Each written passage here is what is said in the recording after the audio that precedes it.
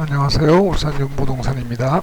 자, 오늘 함께 보실 뉴스는 안타깝지만 집값 안 떨어집니다. 더 오를 겁니다. 라는 주간동아의 뉴스를 같이 보겠습니다. 심교원 건국대 부동산학과 교수 부동산 시장 전망이라는 타이틀입니다.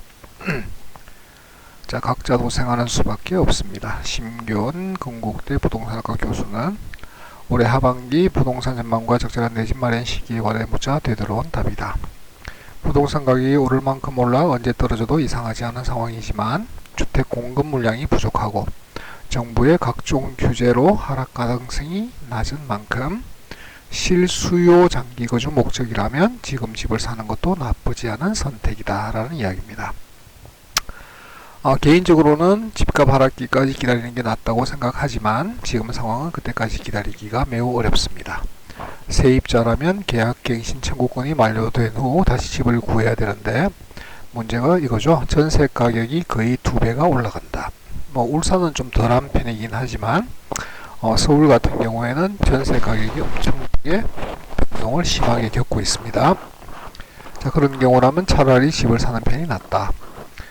물론 지금 사기에는 많이 부담스러운 가격이지만 어차피 10년 이상 장기 거주하고 보유하면 결국은 올라간다. 집값은 사고 팔 때 문제가 되는 것이 계속 산다면 전세로 쫓겨다니는 삶보다는 좋을 수 있다. 서울 아파트 평균 가격이 11억 4,283만원을 찍었죠. 평균 가격입니다. 1분위부터 5분위까지의 평균을 냈을 때 11억. 울산에서는 거의 탑층에 속하겠죠. 자, KB 국민은행 리브부동산에 따르면 6월 서울 아파트 평균 매매 가격은 11억 4,283만원이다. 지난해 12월 10억 4,299만원보다 거의 1억 가까이 올랐죠. 9,984만원 올랐다. 지난해 6월 9억 2,509만원까지 거슬러가면 1년 동안 평균 상승액이 2억 1,774만원. 결국 지난해 패닉 바잉 연끌로 집을 마련한 사람은 성공적인 선택을 했죠.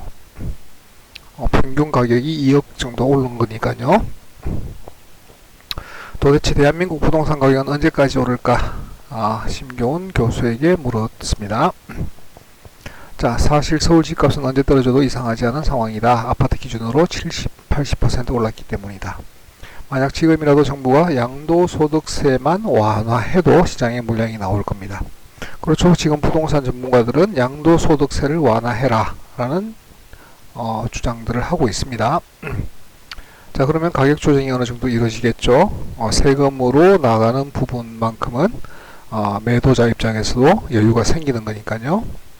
자, 거시경제 측면에서 봤을 때 코스피와 나스닥 S&P 500 지수가 지금처럼 계속해 최고치를 경신하는 것도 정상적 모습은 아니기에 한 번은 세계 하방 압력이 가해지리라고 예상한다. 이건 이제 이 교수님의 개인적인 생각입니다. 자, 그럼에도 하락보다 상승 가능성이 높다고 보는 건 임대차 입법 때문이다. 그렇죠. 제가 전번에도 말씀을 드렸지만 임대차 3법의 승자는 계약갱신 청구를 할 수 있는 기존 세입자 2년 버는 거, 그리고 정부가 되겠죠. 세금을 많이 걷게 되었으니까요. 그러니까 임대차 입법 전까지 비교적 안정적이던 전세시장, 그러니까 안정적이라고 하는 게 하락을 말하는 건 아닙니다. 상승을 하지만 급격한 상승은 없었다라는 거죠. 그 전세시장이 폭등세로 돌아섰고 집값마저 상승세를 타기 시작했다. 전세가율이 70%대를 서울 같으면 70%를 넘어가게 되면 매매 가격을 밀어 올립니다. 물론 이제 울산은 지금 평균 전세가율이 73% 정도이고요. 현재로는 울산에서도 매도 호가를 밀어 올리고 있죠. 그게 물론 거래가 막 활발하진 않지만 5년가량 집값이 빠지던 지역들도 상승세로 돌아섰다. 계약갱신 청구권제가 내년 여름은 돼야 한번 돌기 때문에 그러니까 내년 7월, 8월 되면 아마 다시 한번 패닉이 오지 않을까라고 예상을 해봅니다. 지금 올라도 너무 오른 상황이라 과거처럼 폭발적 상승은 일어나지 않을 거라고 본다. 그러니까 지금 실제로 사람들이 투자자들이 많아서 집값이 올라간다고 생각들을 하시는데, 실제로 아파트 매매 가격을 올리는 건 실수요자입니다. 실수요자들은 담합도 쉽고요. 뭐 유동성이 풍부해졌다고는 하지만 소득이 증가한 건 아니다. 재산이 2배로 늘지 않았는데 집값은 이렇게 2배가 되는 것이 정상인가? 라는 질문에 코로나19 극복을 위해 돈을 많이 푼 건 전세계 공통현상이다. 유동성이 풍부해지면 집값, 주가, 원자재 가격들은 당연히 오르게 되겠죠. 실질 소득이 오르지 않은 일반인은 앞으로 집을 사기가 상당히 어려울 것이다. 지금 7월 현재 우리나라의 유통화폐가 3,385조라는 뉴스가 있습니다. 20년 전보다 거의 20배 이상 올랐습니다. 유통화폐 양이. 자, 그럼 패닉 바잉 연끌도 그런 현실에서 나온 선택이다. 패닉 바잉 하지 말라고 하는 정부의 말을 들었던 사람들은 그러니까 연끌을 해서 집을 산 사람보다 오히려 잘못된 선택을 한 상황인 거죠, 지금. 자, 3기 신도시 인접 서울 지역은 가격 조정 가능성이 크다라고 되어 있는데, 자, 3기 신도시에 관한 얘기도 뭐 한번 드려보고 싶지만, 3기 신도시에 지금 현재 청약을 받고 있는 공급 물량들의 평수가 작습니다. 전용 84조차도 나와 있지 않거든요.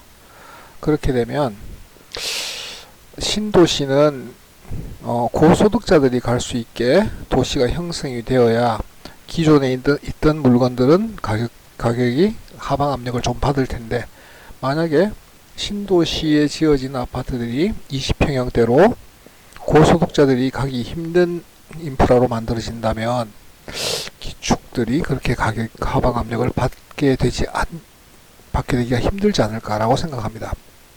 그러니까 서울 가장 큰 문제는 이거죠. 공급 물량 부족. 자, 그러면 지금 집을 살 것인가 말 것인가 고민하시는 분들은 10년이라는 시간을 생각해 보세요.